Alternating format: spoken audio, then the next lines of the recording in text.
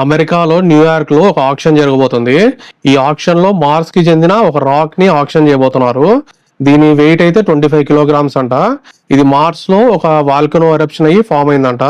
ఆ తర్వాత మార్స్ ని ఒక ఆస్ట్రాయిడ్ ఢీ కొట్టడంతో ఇది 225 మిలియన్ కిలోమీటర్స్ ట్రావెల్ చేసి ఎర్త్ లో సహారా డెజర్ట్ లో పడింది నవంబర్ 2023లో. భలే ఉంది దీని జర్నీ అయితే. మన ఎర్త్ మీద ఇలాంటి మార్స్ కి చెందిన రాక్స్ ఓన్లీ 400 ఉన్నాయంట. అందులో ఇదే పెద్దది. ఈ రాక్ $2 మిలియన్ నుండి $4 మిలియన్ ఈ ప్రైస్ లో అమ్ముడుపోవచ్చు అంటున్నారు. అంటే 17 crores నుంచి 34 crore రూపీస్ అలాగా. ఇదే ఆక్షన్ లో 150 మిలియన్ ఇయర్స్ బ్యాక్ కి చెందిన ఒక డైనోసార్ స్కెల్టన్ ని ఆక్షన్ చేయబోతున్నారు. ఇది అమెరికాలో వ్యోమింగ్ అనే స్టేట్ లో దొరికిందంట 1996 లో.